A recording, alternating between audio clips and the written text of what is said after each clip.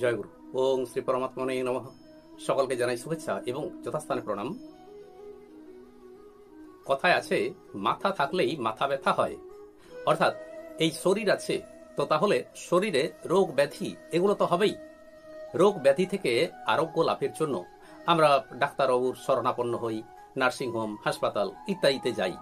অর্থাৎ আরোগ্য লাভের জন্য আমরা ডাক্তারবাবুদের শরণাপন্ন হই, উপযুক্ত চিকিৎসার মাধ্যমে আমরা আরোগ্য লাভ করি। আবার এটি যদি আমরা মনে রাখি যে prevention is better then cure, আরোগ্য লাভ করা অপেক্ষা রোগকে প্রতিহত করা উত্তম। যোগ সাধনার মাধ্যমেই রোগ মুক্তি হওয়া সম্ভব। যোগীরাজ শ্যামাচরণ লাহিড়ী মহাশয় এ ব্যাপারে সুন্দর একটি ব্যাখ্যা দিয়েছেন। অর্থাৎ যোগ সাধনার মাধ্যমে কিভাবে আমরা আরোগ্য লাভ করতে পারি, অর্থাৎ রোগকে প্রতিরোধ করতে পারি, সে সম্পর্কে আজ সেই ব্যাখ্যা পাঠ ও আলোচনা করব।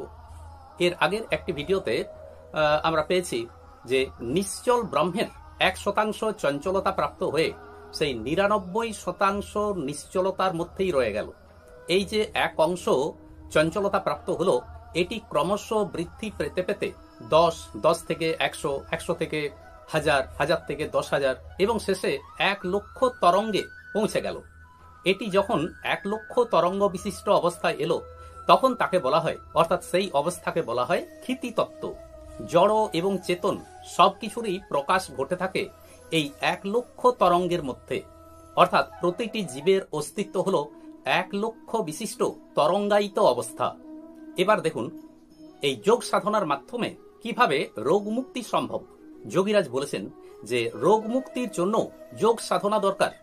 আমরা জানি যে আমাদের শরীরে এই যে নানান রোগ সৃষ্টি হয়, এর পিছনে কোনো না কোনো রোগ জীবাণু দায়ী থাকে। শরীরের মধ্যে যখন কোনো রোগ জীবাণু প্রবেশ করে, তখন সেই রোগ জীবাণুটিও 1 লক্ষ তরঙ্গের মধ্যেই থাকে।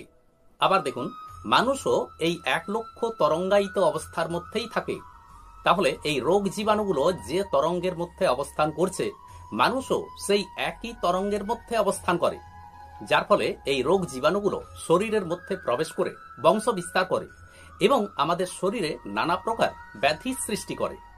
যোগী যখন যোগ কর্ম করতে করতে তার প্রাণ যখন 10,000 বা 10,000-এর চেয়েও কম তরঙ্গে উপনীত হন, তখন তিনি তেজ তত্ত্বে অবস্থান করেন।